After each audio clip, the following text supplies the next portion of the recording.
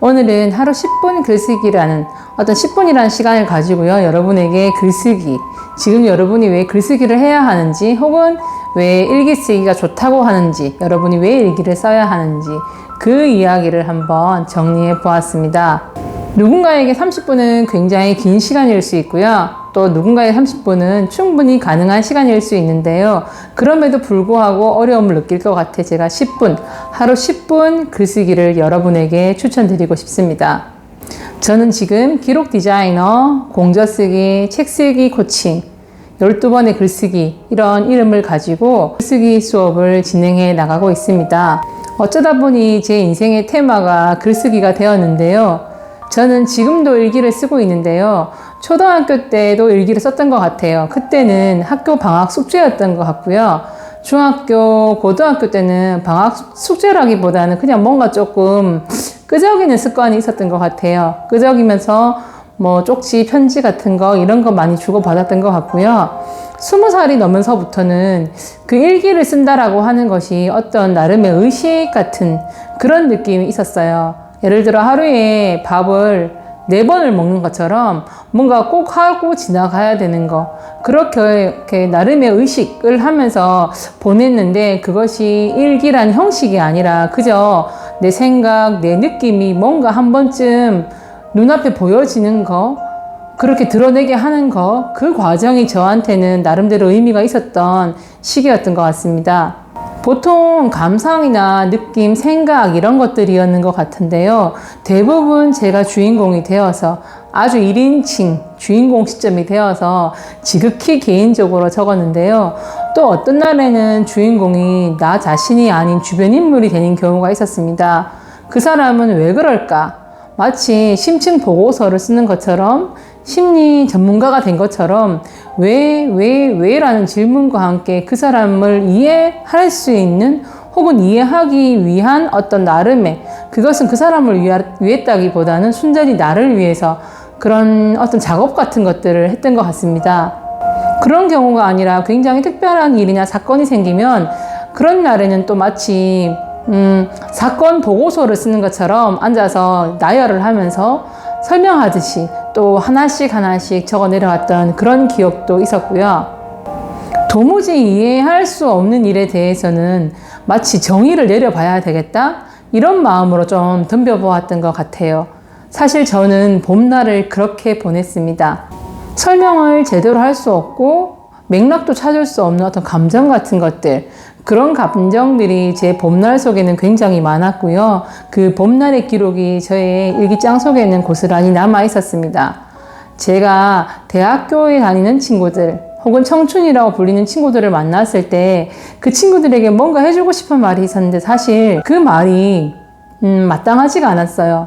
그때 그 친구들을 여러 만난 적이 있는데, 그렇게 만난 후에 제가 조금 생각을 했던 게 뭐냐면, 그 시기에 너만 그런 게 아니라 그 시기는 네가 그렇게 힘들고 어려운 게 어쩌면 지극히 정상일 수 있다. 봄은 원래 그럴 수 있다.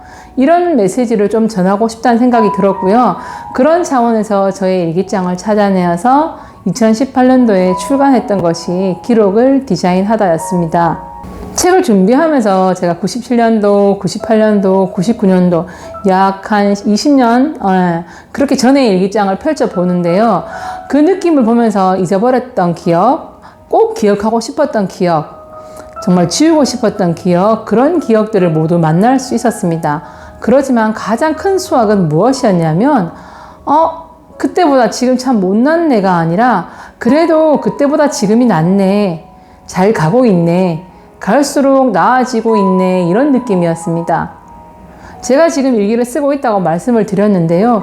저는 지금 일기를 쓰면서도 그런 생각을 합니다. 10년 후 혹은 20년 후에 이 일기장을 다시 보게 되면 그때도 비슷한 말을 할 수 있지 않을까라고. 갈수록 나아지고 있네, 지금이 나아졌네, 괜찮네, 이런 식으로. 이 일기장이 제가 그 기록을 확인하는 순간 저에게 긍정 에너지를 더 주었던 것 같고요. 지금은 일상을 잘 살아내기 위해서 쓰는 일기지만 시간이 지나면 나에게 또 긍정 에너지를 줄 수 있을 거라고 저는 생각하고 있습니다. 사실 시간이 흐르고 나면 많은 부분이 흐릿해지고 옅어집니다. 지금 이 시간도 굉장히 중요한 시간인 것 같지만 우리가 지내다 보면 그냥 지나가는 많은 시간 중에 하루 같다라는 느낌을 많이 받습니다. 하지만 글을 쓰거나 일기를 쓰려고 마음이 차분하게 내려앉아서 뭔가 다시 들여다보게 되면 그래도 지금이 참 고마운 시간이고 좋은 시간이라는 생각을 가지게 됩니다. 하물며 옛날의 시간, 지나왔던 것들의 기록을 보게 되면 그런 마음은 더하게 되는데요. 글쓰기, 좀 세밀하게 들어가면 일기쓰기, 저는 이런 것들이 일상을 잘 살아갈 수 있는 도구가 될 수 있으면서 동시에 훗날 시간이 흘렀을 때 나에게 더 든든한 긍정적인 에너지로 돌아온다라는 것을 꼭 말씀드리고 싶습니다. 일기를 꾸준히 써온 편인데요. 일기를 꾸준히 쓰면서 저는 조금 놀라운 사실을 제가 하나 발견을 했습니다. 이건 어디까지나 개인적인 거고요. 저는 사람을 좀 잘 기억하는 편입니다. 사람의 이름도 조금 기억하는 편이고요. 그런데 그 사람이나 이름만 기억하는 게 아니고 그날에 같이 있던 풍경, 느낌, 분위기 이런 거를 조금 기억하는 것 같더라고요. 그래서 누군가가 어떤 이야기를 하면 그 사람이 먼저 떠오르는 게 아니라 그 사람이 있었던 그날의 분위기, 어떤 풍경, 환경, 조건 이런 것들이 먼저 이렇게 몸으로 느껴진 다음에 그 사람이 두 번째로 기억이 나는 그런 방식으로 제가 사람을 기억해내더라고요. 사람뿐이 아니라 다른 것들도 좀 그렇게 기억을 하는 것 같던데 사실 저는 이것이 어디에서 왔을까 생각을 했을 때 제가 일기를 쓰면서 이런 부분들이 조금 발달이 되지 않았나 싶기도 해요. 굳이 기억하지 않아도 되는 거 아니면 다른 사람이 모두 스쳐가는 거 마치 그런 것들이 사진처럼 이미지로 남아 있어서 뭔가 뇌리에 박히더라고요. 그리고 그런 것들이 시간이 지나고 혼자 어떤 일기를 쓰거나 글을 쓰게 되면 그 감정, 그 순간에 대해서 질문을 하게 되고요. 그 질문이 글감이 되기도 하고 저한테 뭔가 좀 더 깊이 생각할 수 있는 질문거리가 되기도 했던 것 같습니다. 사실 이런 것들이 생각이 많아지고 좋게 말하면 사색이 자본이긴 한데요. 그런 것들이 많아졌을 때 학습에는 그닥 큰 도움은 안 되는 것 같고요. 다만 제가 책을 읽거나 할 때는 조금 도움을 많이 받았던 것 같아요. 책을 읽거나 글을 쓸 때 배경 지식을 많이 필요로 하는 것이 아니라 그러면 뭔가 조금 더 이해할 수 있는, 몸으로 느끼고 이해할 수 있고 공감할 수 있는 영역대가 좀 확장된다는 느낌? 그런 느낌이 생기다 보니까 읽고 쓰는 것이 다른 사람들보다는 좀 수월하게 느껴졌고요. 그러다 보니까 조금 더 라고 하면서 들어갔던 것 같아요. 사실 그런 과정에서 기존에 글만 쓰면서 제가 느꼈던 거, 정리했던 거, 이럴 것이라고 단정했던 거, 그런 것들이 좀 한꺼풀 벗겨지는 것도 있었고, 또 제가 잘못 알고 있었던 것에 대해서 새로운 정보가 들어온 느낌도 좋고, 그러다 보니까 제가 나도 모르게 일기를 쓰면서 길러온 어떤 좋은 습관들, 감각들이 글을 쓰거나 책을 읽는 데는 좀 플러스적인 요인이 있었던 것 같아요. 그렇게 읽고 쓰는 행위를 하다 보면, 이어나가다 보면 과거의 생각들, 지금의 생각들 이런 것들이 맞물리면서 이렇게 줄줄이 비엔나처럼 이렇게 줄줄줄 좀 따라 나오더라고요. 그런 과정에서 어떤 형태를 만들다 보니 지금처럼 이제 글쓰기가 테마가 되어서 다양한 방식으로 세상과 사람들과 소통을 지금 하고 있는데요. 저는 글쓰기는 글을 쓰는 사람을 위해서 가장 먼저 쓰인다고 얘기합니다.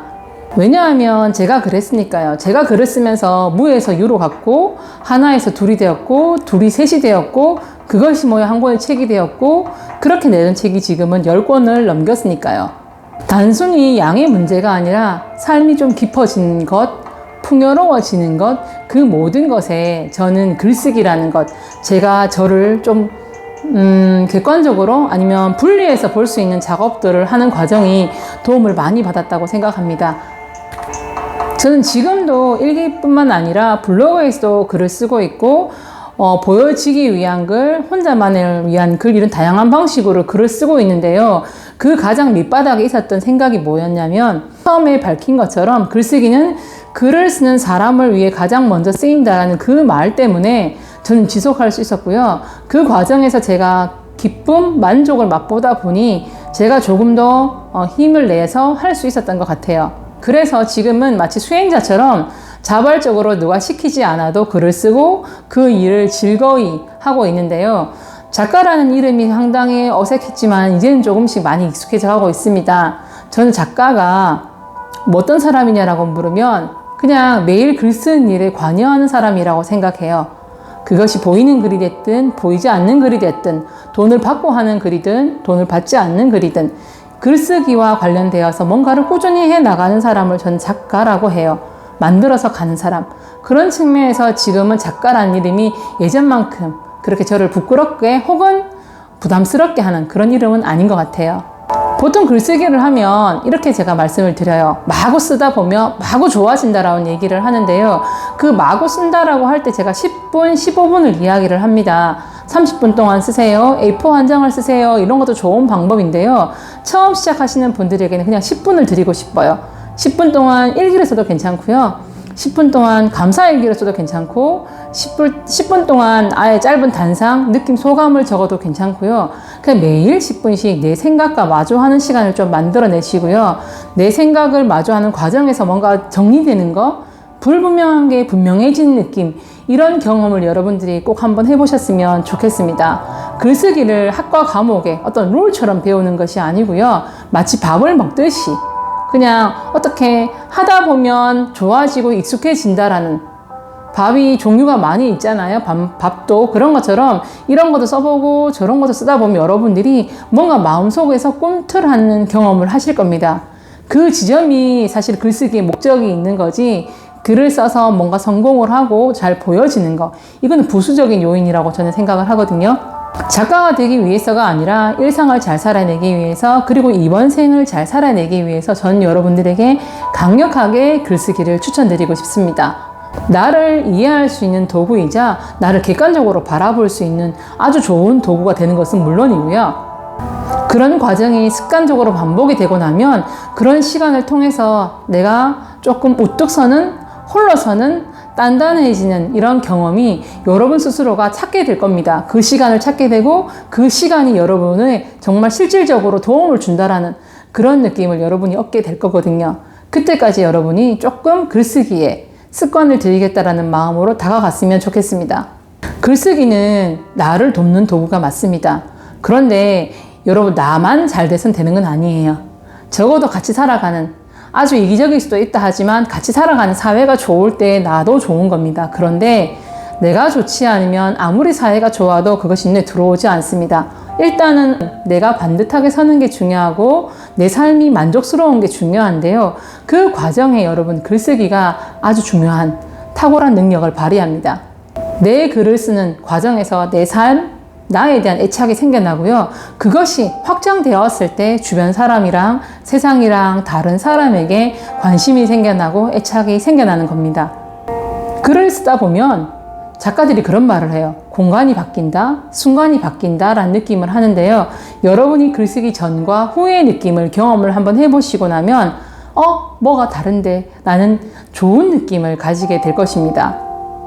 공간이 바뀌고 시선이 바뀌고 삶에 대한 방식이 바뀌는 것은 작가들만 누릴 수 있는 혜택이 아닙니다. 작가가 아니라고 해도 일기를 쓰고 글을 쓰는, 혼자만의 글을 쓰는 사람도 충분히 느낄 수 있는 감정입니다. 그런 혜택을 여러분들이 꼭 누려보셨으면 좋겠습니다. 어떻게? 하루 10분만 투자하셔서 일기가 됐든 일반 글이 되었든. 예전에 박웅현 선생님이 인문학 특강에서 책에선가 이런 말을 하셨습니다. 인문학을 한다고 밥이 나와요, 쌀이 나와요 라는 말을 했을 때 이런 말을 했었습니다.